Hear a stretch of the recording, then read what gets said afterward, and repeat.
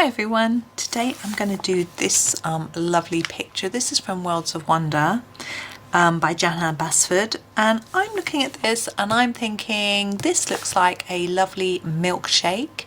We've got a cherry on the top, we've got a little straw, so we're going to have a go. I am going to use my Polychromos just because I happen to have them next to me already. So I'm just going to go for it. So I'm going to do a pink milkshake in the glass to start with. So this is our light madder lake. I think I will find. I'm just going to have a quick look. Number 129. No, it's pink madder lake. And I'm just going to do the whole of this milkshake in the glass. Now I'm going to do this in a light pressure with a circular movement to try and get an even colour throughout to start with, and then we'll think a little bit about where we might put extra colours. Now these swirls are a little bit confusing for me. I'm not really sure what they are. I don't know if they're supposed to be a pattern on the glass or if they're the milkshake being moving around or quite what, so I'm not sure what I'm going to do with those, but we're just going to get our nice pink milkshake, and I'm going to put a bit of shadow here, so I'm just going to press a bit harder around where these drips are, and actually they would be pink as well. I want them to be the milkshake, not the cream. I think it'll look a little better somehow. I think it would be the milkshake that was toppling out of the glass. So we're just going to put some darker pink around those dribbly bits. Drips. Dribbly bits sounds a bit nasty. Drips. And I'm thinking maybe it'd be a little bit darker near the bottom of the glass. Often when you have a milkshake, I know if I make one, you get all the, it's a bit more concentrated at the bottom where you haven't properly stirred it round. So we'll just do that. Oh, I've gone out of the line. I'm just going to rub that out. Just check my rubber is clean. There we go. This is just my Tombow mono eraser. Okay, now there's sort of cream on the top. I'm going to grab my Ivory. It won't really show up, but I'll know it's there. And it is darker than the paper. But cream is usually a white or an ivory colour, so that's what I'm going to do. I don't want it to be any other colour really. Okay. So it just, you can see that there's a colour there. We've got our cherry. Now I like madder as a cherry colour. Oh, that's Alzarian crimson, so that isn't what I wanted.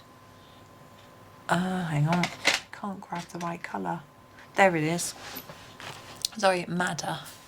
So I'm gonna do a layer all over the cherry, and I want it to be darker in some areas than others so that it looks like there's a little bit of shadow on it, but I don't want much white.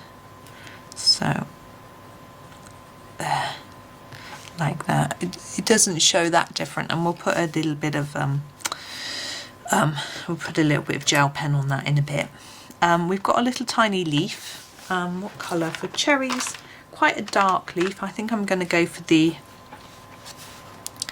permanent green olive, and I'm not going to worry about shading that because it's so small. Just fill the whole thing in quite dark. Now the straw, I mean that could be a chocolate stick, but I'm going for straw.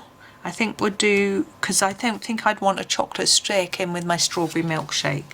So I'm going to grab a nice red, a different red to that one.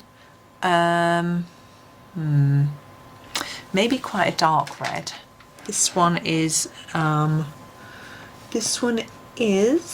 the dark red actually, and we'll use that, and we'll do, what we'll try and do is get a little bit of shine on our straw. So do it darker on the outside edges. It's quite difficult for you to see, but I'm doing more layers there, bringing it in towards the centre. so that with less pressure, so that it looks a bit more shiny along the middle. And with the white part of the straw, I'm actually going to use a little bit of grey, a little bit of the warm grey. I think I'm going to grab this one. This is the